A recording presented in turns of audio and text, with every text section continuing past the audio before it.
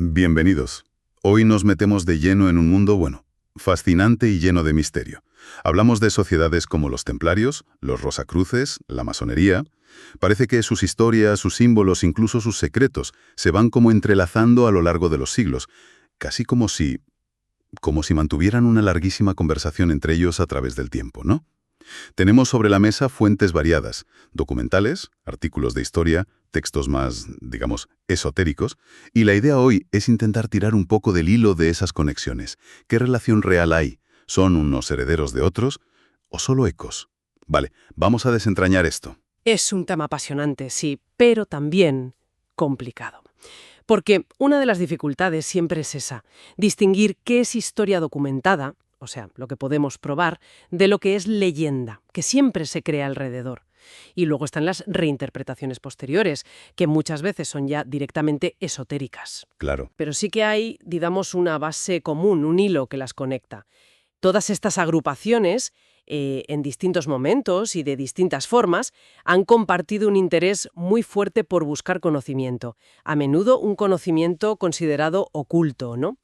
Esotérico. También comparten un lenguaje simbólico muy rico y estructuras de iniciación para transmitir lo que enseñan. Empecemos por el principio, por los templarios. Su fundación, según las fuentes, fue allá por 1118, más o menos, con gente como Hugo de Payns, Godofredo de Saint-Omer, un grupito de caballeros. El objetivo, que declararon, al menos al principio, era proteger a los peregrinos en Tierra Santa. Pero parece que pronto se distanciaron un poco de la imagen típica del cruzado de la época. Sí, esa diferencia es importante.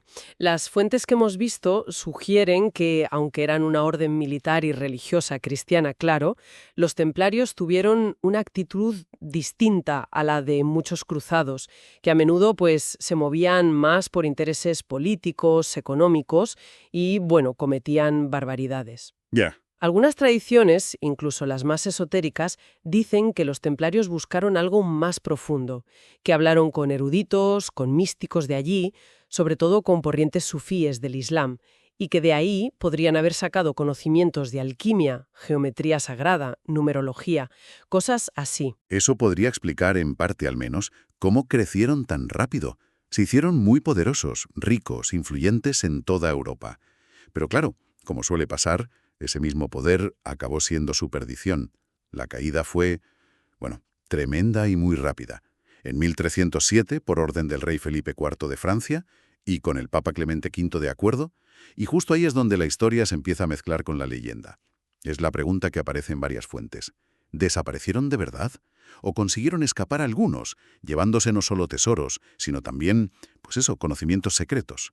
Lo de la huida a Escocia suena mucho. Es el gran mito, sí, el mito fundacional de muchas teorías que vinieron después. La idea de que sobrevivieron en secreto y transmitieron un legado oculto es central. Si de verdad los templarios acumularon ese saber esotérico, ya fuera por contacto con otros o por búsqueda propia, la pregunta es ¿qué pasó con él cuando disolvieron la orden? Algunas fuentes hablan de un posible plano Rosacruz. No tiene por qué ser un papel, sino como un conjunto de sabiduría antigua, alquimia, cosmología, la conexión del hombre con el universo, que los templarios habrían guardado y que de alguna manera pues influyó después en otros grupos. Y eso nos lleva directos a la siguiente pieza del puzzle, los Rosacruces. ¿Cómo se tiende ese puente siglos después entre ese supuesto legado templario y este movimiento nuevo? Pues el puente se basa justo en eso, en la idea de un conocimiento secreto que sobrevive y se pasa, discretamente. Si aceptamos la hipótesis de que había un esoterismo templario, la tradición dice que no se apagó del todo en 1307. Y entonces, de repente, en el siglo XVII, aparecen en Europa los Rosacruces. Y no poco a poco, sino con la publicación anónima de 3 textos que montaron un revuelo enorme. Los famosos manifiestos Rosacruces, sí, hablan de una fraternidad secreta fundada mucho antes por un personaje bastante enigmático, Christian Rosenkreuz. Casi de leyenda, ¿no? Totalmente. La historia que cuentan es que Rosenkreuz, que se supone era un noble alemán nacido en 1378, hizo viajes larguísimos por Oriente, Damasco, Egipto, Tierra Santa. Hasta mencionan la India. y que allí contactó con sabios, con adeptos, y adquirió una sabiduría oculta muy profunda. Al volver a Europa, fundó una pequeña hermandad para estudiar, guardar y expandir ese saber en secreto. Según la fama, encontraron su tumba 120 años después de morir. Estaba intacta, llena de símbolos raros, y anunciaba una nueva era, el renacer público de la orden. Es una historia fascinante, desde luego. Pero, ¿cuánto hay de verdad histórica en todo eso? ¿Existió una orden Rosacruz organizada como dicen los manifiestos en ese momento? ¿O fue más bien una corriente de pensamiento, un ideal filosófico que caló en la Europa de la época? Ese es el gran debate, sí, entre los historiadores. Investigadoras como Francesca Yates dijeron que podría haber sido más un iluminismo, un fenómeno cultural, filosófico, muy potente, conectado con el hermetismo y toda la agitación intelectual y religiosa que había entonces, más que una organización secreta y estructurada como tal. Otros, como René Guénon, hacen una distinción curiosa. Él hablaba de los Rosacruces originales, que él creía que eran los auténticos herederos del esoterismo cristiano y quizá ligados a la tradición interna del Temple después de la caída, y luego estarían los rosacrucianos del siglo XVII y posteriores, que serían como una manifestación externa, quizá distinta o incluso desviada de esa corriente original. Entiendo. O sea, distinguir entre la esencia, digamos, de la tradición y cómo se ha manifestado en la historia. Aquí es donde se pone realmente interesante. Porque más allá de si eran una organización o no, está la filosofía que se les atribuye. Y una de nuestras fuentes, un audiolibro, entra bastante a fondo en eso. Sí, y presenta una visión del mundo muy rica, muy articulada. Según esta fuente, la doctrina Rosacruz no sería algo nuevo del siglo XVII, sería heredera de una sabiduría antiquísima, con raíces en Egipto, Grecia, incluso en la mítica Atlántida. Un concepto clave es la alquimia, pero ojo, no tanto la de transformar metales físicamente, sino sobre todo una alquimia espiritual, la transformación, la purificación de la propia conciencia. O sea, que el trabajo no es fuera, en un laboratorio, sino dentro de uno mismo. ¿Qué otras ideas clave destacarías de esa filosofía según esa fuente? Una idea fundamental es la de la conciencia universal. Dicen que la mente, la conciencia, no es solo cosa de humanos, sino que está en todo lo que existe, desde los minerales y las plantas hasta los animales y, planos superiores de existencia. Todo estaría conectado en una jerarquía enorme de conciencia, participando en un gran ciclo cósmico de evolución e involución. Y esto se relaciona con la idea de la reencarnación, la metempsicosis. El alma individual va pasando por distintas vidas para aprender lecciones y evolucionar espiritualmente. Suena a una visión muy global, ¿no? Del universo y del sitio del ser humano en él. Mencionaba también principios universales. Exacto. Esta visión del mundo se basaría en leyes o principios que rigen todo, como el principio de vibración, todo se mueve constantemente, todo tiene su propia frecuencia, o el principio de polaridad, todo tiene dos polos, opuestos, pero que se complementan, o el principio de ritmo y ciclo, todo fluye y refluye, sigue patrones. Son ideas que intentan explicar cómo funciona el cosmos y la vida desde un punto de vista metafísico. Es un cuerpo de ideas complejo, que busca dar claves para conocerse a uno mismo y crecer espiritualmente. Fascinante este mundo de ideas, la verdad. Y vemos cómo algunos de estos conceptos, estos símbolos, parece que resuenan o directamente los adopta la siguiente gran corriente que vamos a tocar, la masonería. Sus orígenes históricos documentados son distintos, ¿verdad? Vienen de los gremios de constructores de la Edad Media. Efectivamente. La masonería moderna, la que podemos fechar más o menos desde la fundación de la Gran Logia de Londres en 1717, tiene sus raíces en las antiguas logias de masones operativos, los que construyan catedrales, grandes edificios. De ellos hereda todo el lenguaje simbólico de la construcción, las herramientas, escuadra, compás, nivel, y la estructura básica de grados, aprendiz, compañero y maestro masón. Es lo que se llama masonería simbólica o azul. Con el tiempo pasó de ser operativa, centrada en el oficio, a especulativa, centrada más en la filosofía moral, el desarrollo personal. Entendido. Pero entonces, si los orígenes son distintos, ¿dónde y cómo se cruzan con las tradiciones Rosacruz y Templaria que hemos visto? Pues los puntos de encuentro suelen estar en lo que llaman altos grados o en los ritos masónicos. Un rito, para aclarar, es como un sistema organizado de grados que van más allá de los 3 primeros y que exploran temas filosóficos, históricos, caballerescos, diferentes. La conexión Rosacruz es quizá la más clara a nivel filosófico y de símbolos. Varias fuentes dicen que enseñanzas de inspiración Rosacruz se metieron en algunos de estos sistemas. El ejemplo más claro es el grado 18 del rito escocés antiguo y aceptado, que se llama universalmente Soberano Príncipe Rosacruz o Caballero del Águila y el Pelícano. Sus símbolos, sus enseñanzas, tienen una resonancia Rosacruz evidente. Incluso hay cuerpos masónicos específicos, como la Sociedad Rosicruciana en Anglia, donde solo pueden entrar maestros masones que sean cristianos. Vale, esa conexión parece bastante directa, al menos en algunos círculos masónicos. ¿Y la conexión templaria? Antes dijiste que era más legendaria. Mucho más discutida y legendaria. Sí. No hay pruebas históricas sólidas de que haya una línea directa entre la Orden del Temple medieval y la masonería especulativa moderna. Pero la figura del caballero templario, su mito, fascinó muchísimo, sobre todo a partir del siglo XVIII. Y así surgieron un montón de grados y órdenes masónicas que invocan el espíritu y los símbolos templarios. Por ejemplo, en el rito York, que es muy importante en Estados Unidos, lo más alto son las órdenes de caballería, incluida la Orden del Temple, que tradicionalmente pide ser cristiano. En el rito escocés, el grado 30, caballero K2, tiene lazos simbólicos fuertes con los templarios, aunque cómo se interpreta ha ido cambiando.